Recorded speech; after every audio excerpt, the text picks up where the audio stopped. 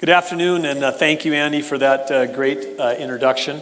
It's wonderful to be here with all of you today. The place that I want to start, of course, is with gratitude, which is a place I like to always start, because we have a special thing going on in North Dakota, a very special thing, and that special thing includes the fact that we can, in a room like this, put together nearly all the leadership that we have in the state. I mean, we got U.S. senators, we've got all of the legislative leadership that's here, a whole boatload of leadership. We've got a chunk of the cabinet that's here. Lieutenant Governor Brent Sanford's here. Chief Operating Officer Jody Euchre is here. We've got business leaders from across the state. It's absolutely fantastic. And so it's really, really special that we were able to do this and get together. The other question I have is actually for the staff back there. I know that we're filming these things, but this is the brightest set of lights I've ever been in, and I can't even see the front row. I'm not even sure if anybody's come back from lunch out there. So I don't know if it's possible to either get the house lights up without affecting your video streaming or lights down, but it would sure be fun if I actually knew there was an audience out here before I talked. That helps a little bit. Can the house lights come up at all a little? Is there anything at all that we can do or not? I mean, maybe you guys like sitting in the dark. I'm not sure, but that's a little better. Thank you. But I'm also grateful for some other things. I'm grateful for the fact that here we are in North Dakota, which is this amazing place, which has so many natural resources, the great human resources we have. We've got enormous advantages compared to so many other places on this small planet that we're on. But we also have this one great advantage, which is we're part of the United States. And one of the things that I know from when I had the opportunity to work in technology, where at one time where I had people working for me in 120 countries, not everybody in those countries had freedom of speech, the right to assemble, the right to vote, the right to say, I'm going to quit my job and get some capital and go start a company. I mean, what we have going on in this country truly is the envy of the world, and it should be the envy of the world, because when we take a look at our planet and we say, hey, there's about 7 billion people on this planet, what's happened in the last 20 years? In the last 20 years, there's been more advancements in terms of improving health, reducing poverty. Almost 1 billion people have been lifted out of poverty in the planet in the last 20 years, and what's driving that? What's driving that is the pockets where we've got free market forces, where we've got competition, where we've got choice, where consumers can have self-determination about what they want to do and spend on their time. When you put together, freedom plus free markets, and then you layer on technology on top of that, it's an amazing time to be alive. And I think sometimes it's easy to get distracted by all the noise that's going on and the noise that's happening. But if you look at the signal that's underneath that, the planet's absolutely positively headed in the right direction. There's some things that we know that work, and we can apply those here in North Dakota better than other states. Because I would say, well, we're part of the United States. We are in a competition, and we're in a competition for every other state right now for attracting capital and attracting talent. Because the 21st century economy is going to be won by the people that can put together the capital and talent to take advantages of all the new things that are going to happening, driven by enabling technologies. And that's really what I want to talk about today, because, some of you may compete with each other on the margin, and here together as leadership, I'm addressing this as the leaders of the state of North Dakota. It's our opportunity working together to make sure that we make the right kind of decisions that help us realize our full potential. And what is this, this new era that we're entering into is driven by some really powerful global trends. And it's interesting that this is a slide that I've probably been using for more than 5 years. And when I looked at whether I would use it today, I thought to myself, there's really nothing to change on this slide, because everything that's on here is happening. It's only happening at an accelerated rate. I think one of the things that we have to understand when change occurs is we have to always take a look and examine ourselves. How do we as humans manage and address change? And I think that one of the things that has been clearly understood in the social sciences is that when we think about change as humans, we go, okay, well, this is what's gone on in my life, and I've had my set of personal experiences, and I've seen change going at this level. So then the way that I would think about change in the future is that it's going to be an extension of the past. And that's fine if change is linear. But the thing that's happening, driven by digital change, because underlying all of this digital change is Moore's Law, which is the understanding that we're going to have the underlying microchips that are driving the digitization economy. They're doubling in power every 18 to 24 months, and then they're cutting in half in price. And so that means that whatever we've got going on, 2 years, 4 years, 6 years, 8 years from now, starts growing. It's not going to be a little bit different. It's going to be 2 times, 4 times, 6 times, 8 times, 16 times, 32, 64 times. And then pretty soon you have stuff that shows up and like, where did this come from? It wasn't here 10 years ago, and it's unimaginable compared to what we have now. And let's talk about, incredibly cheap storage. Incredibly cheap storage. When I talk about incredibly cheap storage, really, I don't think there's any of you that are paying anybody to store all of your photos and your videos and stuff online if you're using some of the free social media services, because you can store, there's no limits. There's no limits. It's free storage. I mean, if somebody's under 25 years old in this room, and you told them, hey, I'm going to charge for storage, they would probably be confused about that, because they're like, hey, I thought storage was free. And I remember back to when we were getting started at Great Plains in 1983, when there was the new Apple III computer that came out with a profile hard drive that was the new breakthrough, and it had 5 megabytes of storage for $5,000. 5 megabytes for $5,000. It was $1,000 a megabyte for that. And then by the time my kids were, into elementary school or junior high or high school, I'd get the list of shopping supplies, and it would be on there, and it would say, you need to buy, pens, papers, all this, and on the buy, they need an 8 gigabyte jump drive as part of their shopping list. And I'd look at that and I'd like, $8 million of storage? It's like, because it was like, that's impossible. But no, it cost like $7 or something, and you were paying more for the fact that it came in the shape of a sushi or a pig or a fairy or something than it was the actual data itself. And so again, this thing has happened in our lifetime to where it's basically was super expensive, okay? Because $1,000 a megabyte is $1 million a gigabyte, if you can do the math on that. We've gone from $1 million a gigabyte to just basically free. And then on internet, we're making a big push. At Hovind's Tech Conference 4 years ago, we put out a charge to the state of North Dakota that said, hey, let's try to make sure that we've got gigabit bandwidth across the whole state. We're making a lot of progress. We're ahead of our neighbors, but we're nowhere near where we need to be. And part of that is, if you talk to some people, and they might say, hey, we've got 100 megabit coming into our town. No one's bumping up against the limits. Everything's fine. People aren't using the bandwidth we have today. That's back on this thinking that you're thinking linearly, when in fact the usage of internet technology is going to just completely accelerate. The curve's going to go straight through the roof, and we could be in a situation, in 2, 3, 4 years from now, when everybody's wondering, why don't we have terabyte switching as opposed to the stuff we have now, because being at gigabit isn't anywhere near enough. And you'll say, how can that happen? Well, it happens when we have real-time data. It happens when we've got ubiquitous automatic sensors, which is the next thing on our list, because this is going to invade energy, it's going to invade agriculture, it's going to invade everything we do.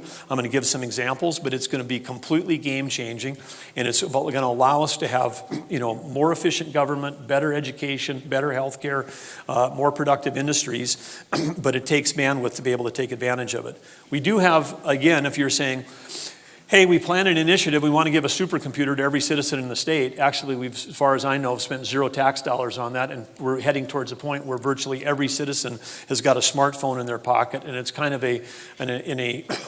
an anomaly to actually call it a phone when very few people actually use them as phones anymore. These are big digital data devices with, many of you probably got 50 or more applications on there. It's a tool that if you left behind it, you'd probably rather have your phone than your credit card some days in terms of what's most important to you. And again, we keep calling it a phone, but it's a connected device, and it's mobile, and it's powerful, and they're going to keep getting more powerful and cheaper. And we need to start thinking about, how do we apply those? Because today we have 160 websites in the state of North Dakota, I've learned, and at least right now I can't find any 2 of them that you could log on to and share data. You can't go to the Game and Fish, and buy a fishing license, but hey, while I'm here, I'm also going to get a park pass. Okay, I don't think any of you'd be shopping at Amazon if every time you went, I'm going to buy a book, and now I'm going to buy, some paper towels, and now I'm going to buy a pair of shoes, that you'd have to log in, log out every time you went and did that. I don't think you would do that on any website. So we need to think about, how do we use the pervasive mobility and start building more customer-facing, taxpayer-facing applications so that people can interact with their government in the way they do that. All of these trends are driven by the magic of software, and the software, of course, is the tool that has advanced mankind more than anything else in the last 50 years. It is an absolutely incredible thing. It extends our capability and allows us to do stuff. So you take magic of software and Moore's Law, and then what starts to emerge? Well, what starts to emerge is these leading technology trends like artificial intelligence and like machine learning, which is that you develop software programs that observe what you're doing, how you're shopping, how you're making choices, how you drive. And then it starts creating a feedback loop that says, hey, we can help whoever's interacting with us get better because we're learning about their preferences, we're learning about their habits, we're learning about their weaknesses. And so machine learning and artificial intelligence, I think this is a relatively young group that's in this room. And I mean that sincerely, because lifespans are extending and getting longer. But it's likely that everybody in this room is going to live long enough to see the day when we will have machines that are smarter than any one of us. And they may not be smarter than us in everything we do, but they'll be smarter than what we are at many things that we think that humans are good at, because it turns out that humans aren't that good at some things, and machines actually can be better. And so that's an interesting thing. The Internet of Things, of course, you've heard, but that's really about how do we take every device that's out there and connect it, whether it's your refrigerator, whether it's your car, whether it's your phone, everything is connected. And when we start having this connection, that drives the need for bandwidth, but it also creates interesting solutions. Other ones that are on here, virtual and augmented reality, these things are interesting on everything from helping the Stanford football team anticipate defenses because their quarterbacks can practice against the virtual reality of what the opposing team's potential blitzes and different moves on defense might be, to actually helping train surgeons, train pilots. There's enormous applications for this, and it's becoming, the virtual reality, if you haven't experienced it lately, is becoming closer and closer to reality. At some point, it's going to be so good that we'll basically be able to replace lots of things that we do in education because it's going to be so real. Autonomous land and aerial vehicles, I know there's a lot of pride, and there should be in our state, because we got in early, we've made investments, we're getting positive returns, and we're driving a lot of positive things in the aerial side of things. We're behind on autonomous vehicles on the ground. We've got other states, Arizona, Pennsylvania, with what's happening at Carnegie Mellon, way big dollars going into this stuff and advancing things. We're at least laying the groundwork to be able to participate, because transportation is one of the most inefficient things that we still do today, but somehow it's so part of integrated into our lifestyle and our culture. The culture of the American automobile is that we don't even see the blind spot that this is one of the things that's taking away from our ability to invest in education, healthcare, and 100 other things, because we're spending too much on transportation. So there's going to be a lot of what we're talking about today is going to really revolutionize transportation in the next 10 years. Cloud computing. Very simply, this is the idea that it's happening every day. If you've got an app on your phone, it's connected to the cloud. You're taking advantage of all the things that are out there. But sometimes today you might say, in the cloud, you may not consciously think about, hey, that's where I store my videos. That's where I store my pictures. If if you're on Facebook or someplace else for free, you do it. But when you can start accessing artificial intelligence for free, when you can access machine learning for free, because those are cloud services that will be coming down the road, and you start thinking about the entrepreneurs, the power that would get behind entrepreneurs and startups if they would have the ability to access things that have taken literally billions and billions and billions of dollars for other companies to create, but now a startup can tap into those the same way today a startup can tap into storage on cloud computing. That's also going to be game changing. And of course, in blockchain, we could have a whole conference on that, but people, I think generally lack awareness in the general public. So I think it's not about North Dakota, it's about in general that there are a few people on the edge. Blockchain is the technology that's enabling things like cryptocurrencies like Bitcoin. But in case no one's paying attention, now a single Bitcoin, which a few years ago was worth under $1, now is over $4,000 per Bitcoin. So one Bitcoin is worth more than an ounce of gold. And these cryptocurrencies are going to continue to sort of revolutionize and change how we think about finance. There's a new thing. We used to talk about initial public offerings, IPOs. You raise capital, you pay big fees to Wall Street banks. Just last week, there was another ICO, which is an initial cryptocurrency offering, and there's a company that's raised $178 million, online through a cryptocurrency. So this would say, okay, does that have a thing? Will that change everything from Wall Street to the U.S. Treasury? Absolutely it will. It's a little bit further out. We don't have to spend a lot of time on it today, but it's something we all have to pay attention to because these things are going to keep coming. And one of the reasons why they're going to keep coming is because of the investments behind them. These aren't just stationary ideas that someone might, that person had a good idea, it's going to go nowhere. I just pulled the big five, as I call them, where you've got, Google, Microsoft, Facebook, Apple, and Amazon. The big five in the last year spent $62 billion on R&D. $62 billion on R&D. Think about when I left Microsoft 10 years ago. When I left Microsoft, it was $7 billion. So the R&D budget when I left Microsoft was larger than the general fund of the state of North Dakota in the year that it was the biggest it ever was. And so these are huge amounts of dollars going into R&D. But then venture capital, which we have almost none of in our state, and we need to keep doing the things to attract capital, to get capital going into startups, do everything we can to get more capital here. But in the rest of the country, $72 billion, a lot of that focused in a few pockets of technology around Silicon Valley and Austin and Boston. That venture capital, $72 billion, more than the big five, and that's on the super risky startup stuff. And so they're investing in all the stuff that I had on the previous slide. And so, we're going to continue to see all of these forces drive faster, and there may be things that aren't even on that slide that in 2 or 3 years are going to be very big things because it's coming so fast. So when I say technology is changing every job, every organization, every industry, it is absolutely positively true. If you work for an organization that's not being changed by technology, then I think that one action item from today is to go home and start doing some strategic planning and saying, where are the risks and threats to our organization? Because software is disrupting every company in the world. And it doesn't matter if you're in the hotel business, it was like location, location, location. No one will ever knock us off of our thing because we own all the best locations. Along comes Airbnb, and guess what? Every home in America becomes a potential competitor to your location, because sometimes those homes are in better locations at lower cost than what you're offering as a hotel operator. Airbnb last year over the holidays was offering over 2 million homes online. And those 2 million homes was more than the sum of all of the major hotel operators, more than Hyatt plus Marriott plus Sheraton plus Hilton. Add them all together, there was more Airbnb homes. And Airbnb didn't exist 8 years ago. That's an industry getting disrupted by software. So it's changing everything. Is it changing government? It's not changing government fast enough.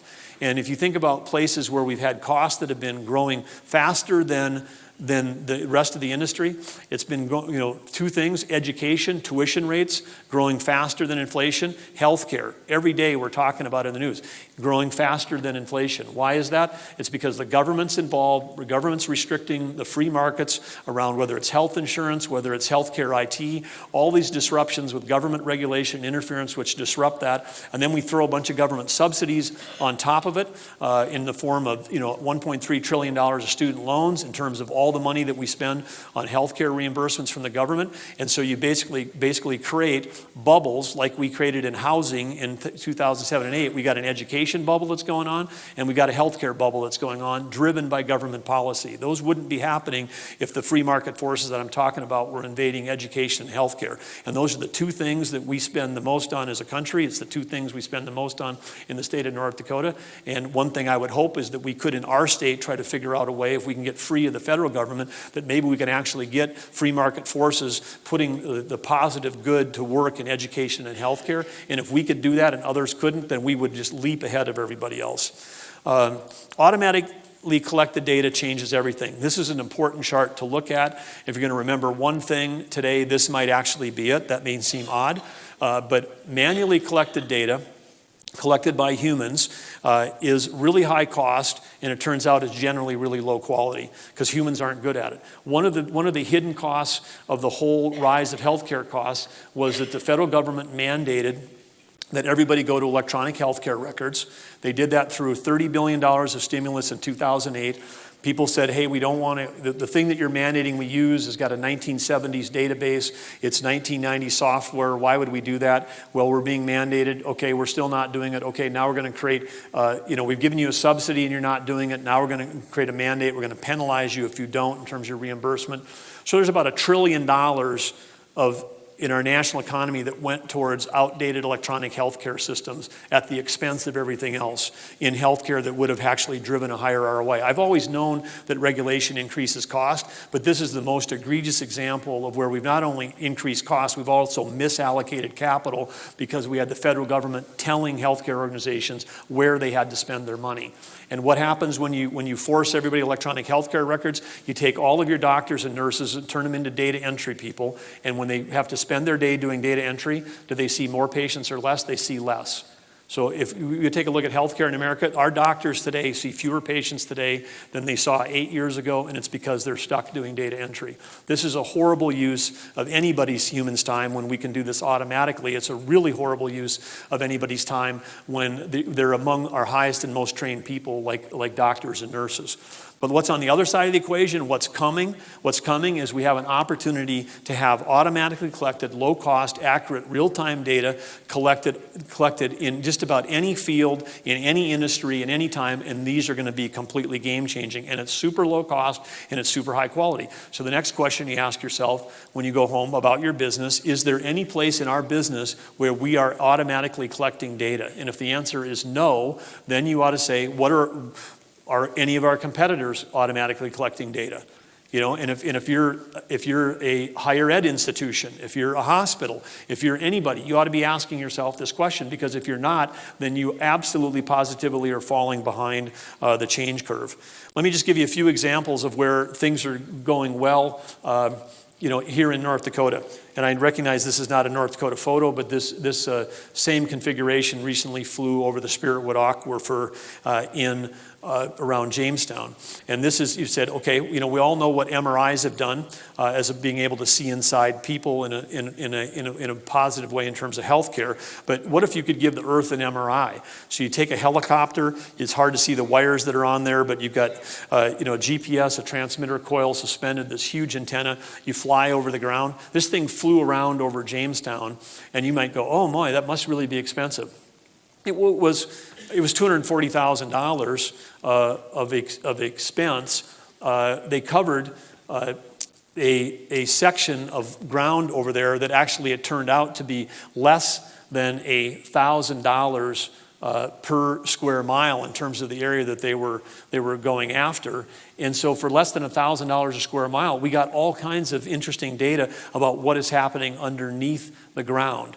Okay, and what did they come back with? They came back with a major discovery. Rather than having the Spiritwood Aquifer be, oh, we're going to run out of water, and who depends on the Spiritwood Aquifer? Well, let's talk about the Cavendish potato plant. Let's talk about the new soybean processing plant that's being proposed. Let's talk about the ethanol plant that's there. Let's talk about the coal-fired power plant that's there. Let's talk about the Cargill malting plant. All of these industrial processes, which we are so excited that are all in one place and efficiently share heat, power, and wastewater in a way that we ought to say that's a model, and why don't we have 5 more of those energy and value-added production parks? But it's a great model, but they all need water. But what they found was when the glaciers left, thousands of years ago, not only was the Spiritwood Aquifer, but there's a 1/4 mile wide, essentially a river underneath that, under this slide called the secondary channel, that no one even knew was there before.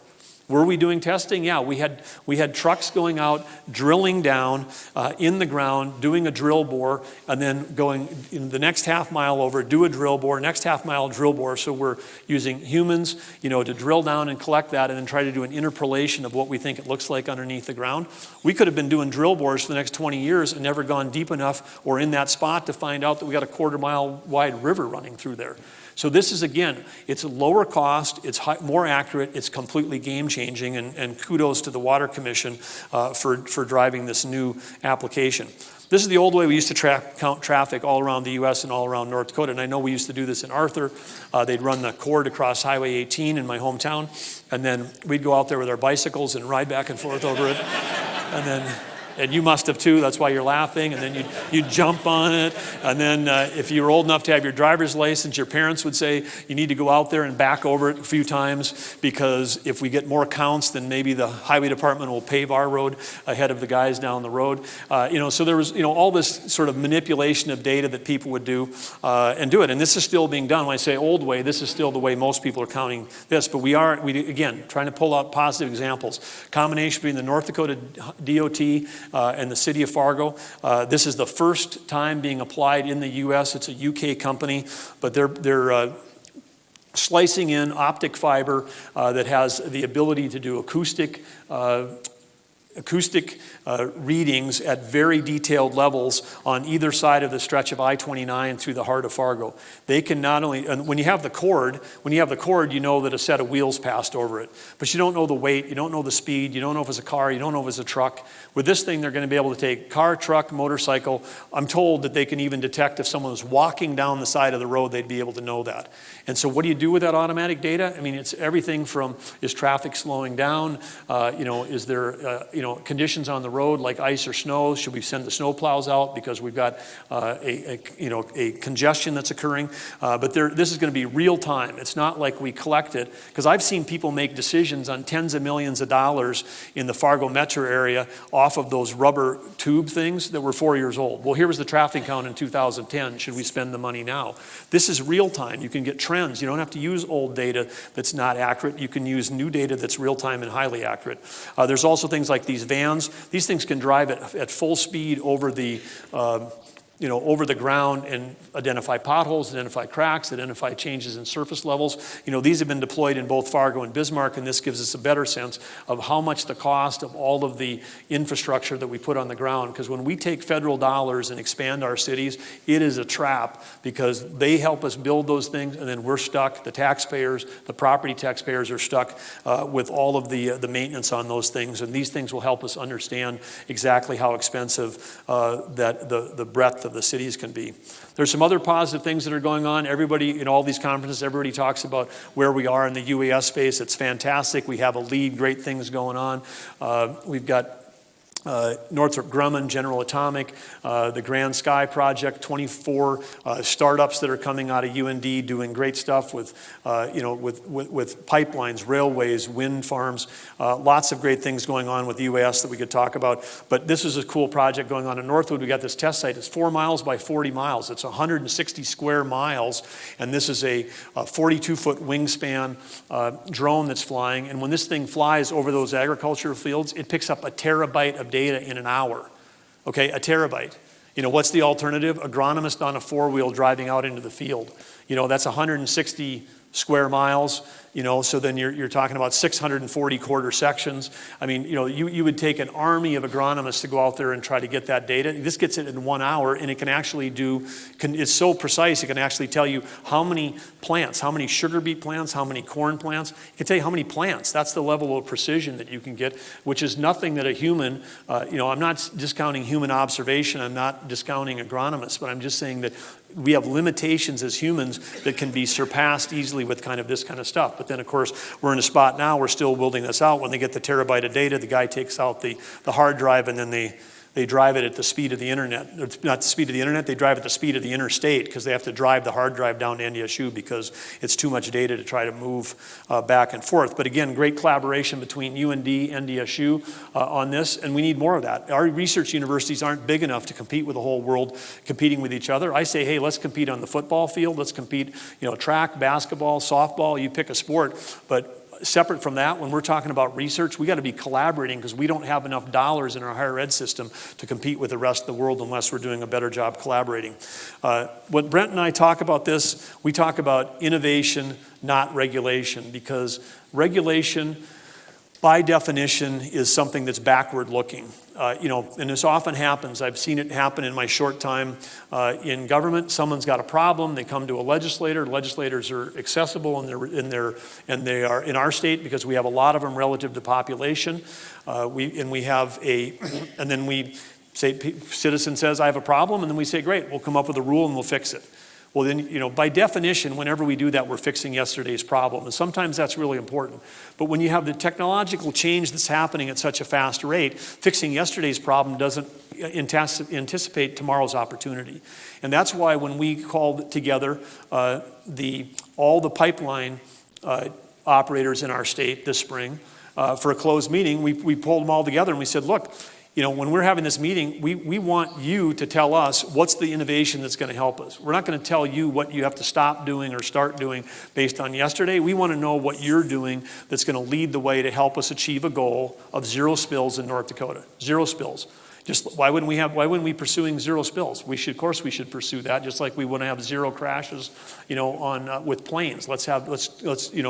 Let's keep chasing zero. And so the response to that was great, and there's a lot of fun things going on. In addition to the people we had there, I've had a chance to get out and talk with some operators about things that they're doing. This was one day we happened to spend with Enbridge, one of the operators here. On the left, I'm looking at a thing. This is, again, technology. They used to spend more than $100,000 for a separate company to come and analyze vibration on a pump site, because vibration, even though you can't see it with the naked eye, vibration is the thing that causes wear and tear and eventually causes failure at a valve site. So what I'm staring at right there in that picture is a laptop computer, just your standard laptop. There's a standard camera that you could buy at Best Buy connected together, and then they have a piece of software that they paid $25,000 for. They can use that software over and over and over and over as many times as they want, and next year that software will probably be available for $15,000 and the next year $5,000. But it's an inexpensive piece of software. We stood and looked at a valve site and looked at it. You could hear it. You could hear the hum. Is it moving? No. Visual eye can't move it. That software took the thing, looked at the laptop. They took a video of it for 3 minutes. It matched every pixel up. And you looked at the thing and you're just like, holy cow, that thing's really moving. We just can't see it. They can now see it, but the good news was it was moving, but it was way within the tolerance. If the tolerance was 2.0, this was at 0.6, so then move on, go video the next valve site. So they can be proactively identifying places where they're starting to have failure with this thing. You've maybe all heard of the word PIG, which is the pipeline inspection tools. It's the old name for running something through a tube. In the old days, when you run through a pipeline, you could just find out is it blocked or not. This thing is so loaded with electronics, this thing can actually tell if there's axial stress. That's on the vertical length of the pipeline, not just checking the seams, the vertical length, because when we've got shifting ground in western North Dakota in the Badlands, it's the axial tension over a full section of pipe. That's where we've had the failure breaks. This thing can detect that. Could I or anybody come up with this thing that says, let's regulate people to use that? No, because we didn't know the thing existed until we started talking to industry. So then now you're saying, okay, this is fantastic. How can you make it better, faster, cheaper, and start doing it and give industry a goal to chase as opposed to a regulation to spend money on, that has unintended effects. BNSF, we all know that there was this, what was a very explosive crash by Castleton. How fortunate that it happened in a field. No injuries happened. Ontario, the thing happens, over 40 people die. If that happened in that BNSF crash happens in downtown Bismarck or Jamestown or Valley City or Fargo, we'd still be talking about it. But what's BNSF doing? They've got all kinds of things that they're doing, because we can add human rail inspectors, but a human rail inspector, trying to keep up on all the rolling stock of an operator like the BN, or the 30,000 miles of track that they've got that covers the western half of the U.S., they put in these acoustic bearing detectors, and when a train's going by at 70 miles an hour, they can hear and identify which one of those things, which bearing may be going out. Hot box detectors, again, for bearing temperature. Cracked wheel detector. Cracked wheels make different sounds than the other ones do. And so they're deploying this stuff across their system. But again, this is private sector applying automatically generated technology, which improves safety, improves outcomes, helps us all.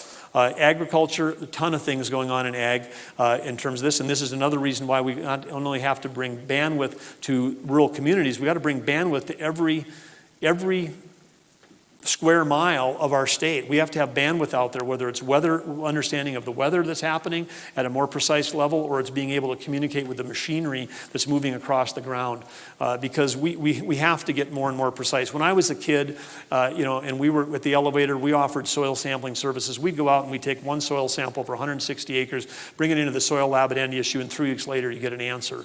When I was at one of these drought meetings a couple weeks ago, I asked one of the people out there, I said, hey, are you, it was after the meeting, we're talking, I said, are you using, all the latest, greatest, capability that's offered on the, tractors and combines today for being, whether it's yield analysis in real time as they're driving across the fields. And yes, they're doing all that. I would say when you're doing soil sampling on those fields, because they can do adjusted rate flow for fertilizer and chemicals. So as they're going over the field, instead of spreading, here's the pounds per acre, they can do a different pound for this acre versus that acre. He was doing, 80 to 100 soil samples in a quarter section. That's a sample for every 2 acres, not 160. I mean, the farmers and ranchers we have are so sophisticated in our state and doing this stuff. We have to provide the infrastructure that's going to allow them to get even better at doing that. There is some great stuff our legislator did getting out in front on enacting autonomous vehicle legislation. We're kind of an island up here out in front of everybody else. Way to go in North Dakota. With that, we've got Uber and Lyft that have arrived in the state. I'm happy to say that they've even made it to Arthur. That's exciting.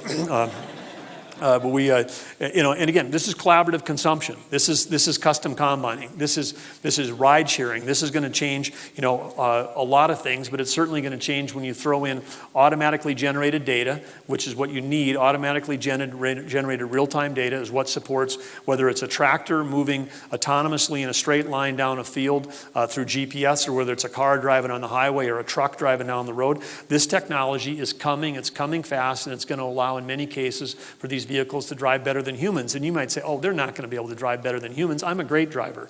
Okay, let's just remember, 42,000 people died in our country last year related to automobile accidents, and the year is 2017. Okay, we've had cars on our roads for over 100 years, and we're still killing 40-some thousand people a year. Is there outrage about this? No, there's no outrage. I mean, we so accept that that's an okay thing. Why is that an okay thing? Why is that? It's not okay. That's not okay. And guess what? This kind of technology could probably save a lot of that. Uber is already saving lives because we got less, any place where Uber is in widespread adoption, there's fewer DUIs. And alcohol-related accidents is over half of those 40,000 deaths. So, we should be thinking about not only how do we embrace this, but how do we lead in this stuff, because there's an opportunity for really life-changing opportunities here.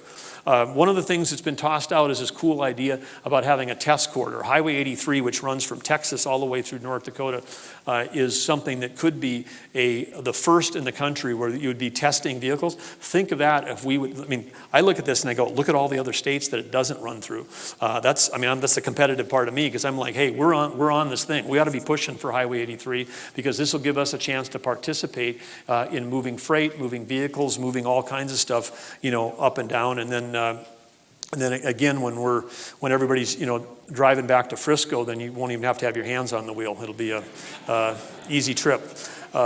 Okay, one of the things we have to think about in our cities, we spend a lot of time through zoning and other things is how we mandate and think about parking. Parking is a huge cost in our society. It's never ever aggregated into a particular number. No one really understands what the high cost of free parking is. Best guess is that there's probably 10 or 11 parking spots for every automobile in a city like Bismarck or Fargo or any of our major metro areas, and that's a really high cost. And then you would say we sit around and do planning with our partners in the federal government, and people go, this is the way cars have been, and so this is the way cars are going to go. So if they keep going, what we really need to spend the next $70 million on is another interchange, at 66 South. In Fargo, we're going to spend $70 to $90 million on the federal interchange because of what our basis is of what we think the traffic patterns are. Well, that'd be interesting if there wasn't a bunch of other data that says we might actually be at peak automobile. With all of the autonomous stuff that's coming along, with all the ride-sharing services, with all the new stuff that's going to happen, we might actually be as a country at the peak, and then it's going to start going down from here. And that has huge implications for our property tax cost and structure in the metro areas, because we need to start designing cities, differently than we do today, because we've been designing strictly around automobiles without question, as opposed to designing them around people. And if we can start designing cities around people, we'll have healthier, more vibrant cities with lower property taxes. Last thing which leads into then is Main Street, North Dakota. There's three pillars to this thing, which is we've got a workforce shortage. We are in a chronic workforce thing. We got close to 15,000 jobs that need to be filled in the state. If they were all filled, it'd be like adding a Jamestown to North Dakota. I mean, think of the economic impact that would be. And so, and any one of you, I mean, that are here today, probably here, you probably got job positions that are open. Private sector doesn't post jobs unless they can make money off the individual once they fill the job. So all of you, by reference, would be more profitable or growing faster if you could fill those jobs. So one of the things that we want to do is make sure that we're a partner in working with all of you around the workforce development to make sure that we got that. And we can do that through higher ed. We can do it through our two-year schools. We can do it by being choice ready. We can do a better job at high school. We can do a better job with apprenticeships. I mean, there's 100 fronts, but this is a big area of focus. So when we talk about Main Street initiative, the first thing that ought to come to mind for you is workforce development. The second thing that ought to come to mind is smart, efficient infrastructure, which I've talked about, which is if we're going to get people, that want to live and stay here, we got to build efficient cities that keep the property taxes down. And the last thing is today, if you got 21st century skills, you can live anywhere. You can choose to live anywhere you want to. We have to have net in-migration to fill all those jobs. We have to figure out a way to get better at retaining the people that are coming out of our college graduates. And so to do that, one of the things, if you interview them, they say, hey, well, I want to live in a place that's vibrant, that's walkable, that's got arts, it's got culture, it has all these things. So we have to be intentional, not just about creating the job, we have to be intentional about creating the cities where people live. Because today, very mobile society, and we don't want to brag about having 15,000 jobs open, because we could end up with 30,000 jobs open 2 years from now because everybody's deciding to live in someplace else that's done a better job of building community. So we've got to really be intentional about that. It is one of the jobs that we have to do. The last thing I want to close on for all of you, because we have all these leaders in the room, is the whole concept of leadership during a time of rapid change, and then what that means. And I'd say, the toolkit for the people that I get a chance to work with every day, the cabinet leaders, the people that we're surrounding ourselves with, there's certain things that we all keep in mind. And the first thing we try to keep in mind is humility, because when things are changing this fast, every day there's going to be something that you don't understand, don't know, and don't know where it came from, what about. And we all have to be willing to, with that humility, be able to lean in and ask questions to learn more. Because humility and curiosity go so close together. This isn't about who's the smartest person in the room. This is about who can ask the best questions. And so we have to keep those two things, humility and curiosity, going all the time when we're trying to solve problems. The other thing is, in terms of an organizational design, is to be intentional, because during a time of rapid change, you want to push some decision making, you want to push all the way to the edge. You want to empower people, like a teacher, to make decisions, in real time out there, as opposed to trying to make a decision for that teacher in Washington, D.C., because the federal government's not going to keep up with all the trends and everything that's happening related to how the transfer of knowledge can occur anytime, any place, on any device. They're not up to speed on that. They're locked in some bureaucratic, backward-looking rearview mirror thing. So in North Dakota, like with the innovation bill, we're pushing that decision-making out to local school boards, and that's an intentional decision to try to get decision-making more local, because then we'll have some that'll move ahead, some that won't, but we'll have examples that we can share with others when some people, the empowered communities that are moving ahead, will help pull us all forward. So, and then the last thing on the leadership thing is, so if it's humility, curiosity, intentionality around design, it's also self-awareness. I mean, some of us, including myself, when change is happening, it's not comfortable. It's not comfortable to go through rapid change. And as leaders, it's very important that we're not the ones that are actually slowing things down. It's very important that if you have a disruptor in your organization, that you actually embrace that person, as opposed to try to alienate them and say, well, look, they're not on the game plan, then they don't belong here. We need disruptors. We need people that are pushing new ideas. We need people that are making us think harder. And that challenges us as leaders to make room in organizations for people that have got fresh and new ideas. So the leadership component, the technology can change all at once, but if we put that map up of the 50 states, the states that are going to benefit and grow from all this change are going to be the ones that solve the leadership problem, because that, in the end, that's the huge thing. So I just want to say thank you for stepping up and leading. Thanks for letting me be here, part of your conference. Look forward to taking some questions. But again, thanks for everything you do for North Dakota. Let's do everything we can to reach our full potential. I know that working together, we can make that happen. Thank you. We're going to do without chairs, if that's all right. Yeah, that's great.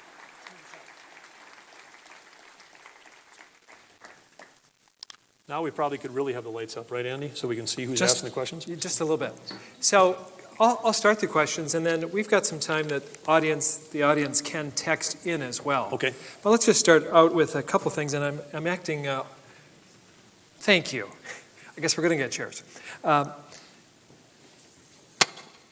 You said technology is going to change every company, every industry, and it is, and you've given great examples. But how does that apply to government? Well, I think it applies everywhere. I mean, I shared a couple of examples of, DOT Water Commission.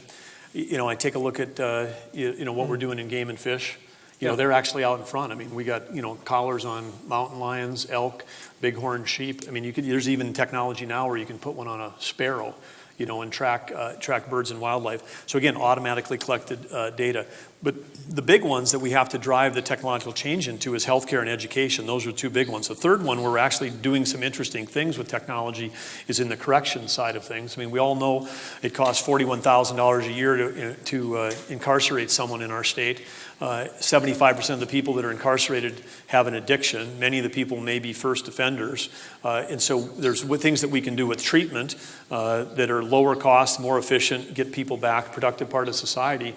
But then how do we not have them incarcerated? I mean, Right. everybody knows about ankle bracelets. I mean, there's advances that are happening there. There's some things that are going on right now in the Department of Corrections where we've got secured tablets that people are using for education. I mean, I think, the state of Kentucky is doing an interesting thing. When we're short of workforce, Matt Bevin, the governor of Kentucky, just basically executive order said everybody that's incarcerated, if you don't have at least a journeyman skill, if you don't have an electrician's license, a plumbing license, a carpenter's license, if you don't have that, you're going to get one while you're serving time in Kentucky, because they're short of those, and they're going to they're basically requiring people, while we're paying for their housing, their food, their health care, let's also give them an education so that when they come out, they have a lower chance of recidivism and a better chance of being part of society. So I think technology, so again, corrections, healthcare, education, across the board, I mean, every single area can do a better job of delivering better services at lower cost with the right application of technology. Governor, one of the things you mentioned is, let me just say this. You talk about Amazon, and I love Amazon because it's one touch. And by the way, Amazon is a big member of ours. So when you buy from Amazon, you buy from a company that's a member of the Greater North Dakota Chamber. How can government get to that one-touch ability? When you think about going to get your driver's license or get your car plates, can we get that good in government that we could do it with this? Well, that's the goal, and I think I mentioned Jody Euchre, our Chief Operating Officer, and then we've got Sean Riley, our new CIO, that has moved here from the Mayo Clinic, and people might say, why would you hire a CIO from the Mayo Clinic? Well, Mayo Clinic is not a clinic. It's one of the world's largest health organizations. 30,000 people come to work every day in Rochester, Minnesota, just in that one location, not to mention the hundreds of thousands of patients they have and all that. So the Mayo Clinic is a bigger organization employment-wise and revenue-wise than the state of North Dakota. So it's perfect to get someone who's operated at scale has come here. And as we talked about, there's a lot of issues related to in North Dakota where we spend IT dollars on things that are related to healthcare. So having someone with a healthcare background is valuable. But with Jody, Sean, taking a look at sort of the quick scan of where we are, and we're saying, hey, our goal, we have to be world-class. We have to have world-class IT if we're going to be competitive. So then, and deliver the services that we need. And where are we today and where we have to go? And there's a big gap between where we are and where we need to get to. And one of the things that we should have a vision that with world-class IT, that the customer-facing apps that people have are going to be super useful, super easy to use. And if you're a citizen and a taxpayer of North Dakota, that you shouldn't have to log on 160 times if you're going to 160 agencies. Thank you. So there was an audience question just a moment ago about pushback you might be finding within the state trying to get to this level. So talk about that pushback and how do you deal with that so you can push through it and bring that change.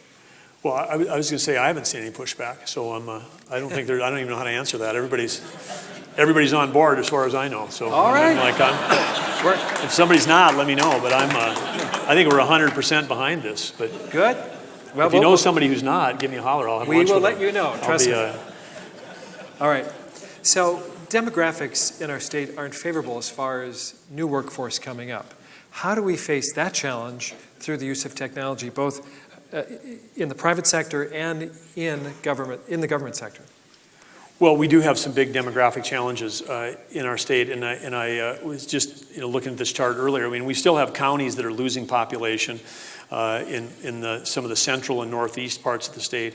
We did see some growth during the boom in the northwest part of the state. Our metro areas continue to grow, so there still is a little bit of rural to urban. But we do have an aging population, as the whole country does. But we've got our set of baby boomers here in North Dakota, and as those baby boomers reach a certain age, a lot of those are in the leadership positions. They're in not just doctors and nurses, lawyers, leading companies. As those people, they don't all, today people just don't automatically retire at 65, but a lot of people start working fewer hours. Sure. They're sort of phasing out. So we've got this tail of one of the most important components of our workforce that's all moving out, and how do we replace that on the other end with the right skills? It's a big challenge that we have. And then of course, with our graduates coming out of higher ed,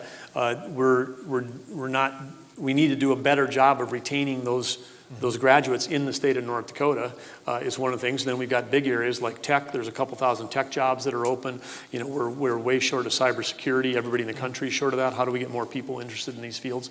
And so this is the demographic thing that's against us is tough, and it's also tough because the other states also realize it and are also competing for this talent. It's one of the reasons why we have to work on multiple fronts: education, partnerships with higher ed, partnerships with K through 12, with the private sector. We have to do all that, but we've also got to have the cities working on building places that these people want to live. Because if we solve the education stuff, we got the world's best education, we could graduate them and then they go live in Boulder or Sioux Falls or Minneapolis. They go live someplace where they think it's more amenable to what they want to have, kind of the community they want to be a part of. Sure. One of the things I mentioned in your introduction was that you were involved with this sanctuary building. Now, for those who don't know, the sanctuary is not a sanctuary. It's an old church that's been rebuilt into a cool, funky place for businesses to do business. What do you think about talking about rebuilding downtowns? What do you think about the Renaissance Zone and TIF and some of these things that have bubbled up in the last legislative session? How should we best employ those? What's the future of those? Well, there's been a lot of discussion around incentives for building smart communities. And I think some of that has been an ideological discussion as opposed to a data-driven discussion. And our goal, Brent and I and our administration is to, get the ideology out of the room, get the data into the room, and let everybody decide. And I think when we do, the evidence is pretty powerful that would say that if you had a 4-box matrix, and in each of those 4 boxes were 1, 2, 3, 4, and one was good and 4 was bad. 1 is the upper right on that quadrant. Number 1 is going to be when you have private capital from private companies investing into our communities where we have existing infrastructure.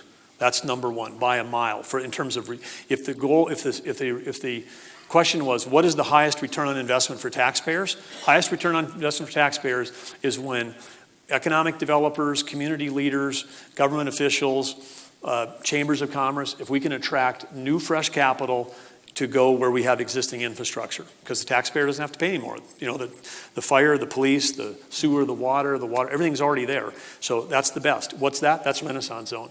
Renaissance Zone in all 55 communities, by definition, incents private capital to go where there's existing infrastructure, the way that's set up. You mentioned TIF and pilot. Yeah. TIF and pilot, I can't answer your question because I don't know. Is that TIF and pilot going towards existing infrastructure, or is it going towards new? If it's going towards existing infrastructure, it might be in quadrant 2. It might be the second best thing we can do, because it would imply if it's a TIF or a pilot, it means on the other side of that, there's private capital coming. And so that would be our second best choice, to incent private capital to come to where there's, come in that area. The worst is when we take public capital, like school district or park district money, and then we put that out on the edge, and then we pile it on with other taxpayer dollars to have infrastructure to reach it. And so then when you take public dollars to build something like a new school, and then you take public dollars to reach it, that's the worst investment for taxpayers. And so, we'll get all the numbers out. People can decide. And then we can't fall into the trap of taking the federal dollars, because when the federal government comes along and says, here's 80, we'll pay for 80% of a road, and then, that road goes in, but then we get 100% of the maintenance.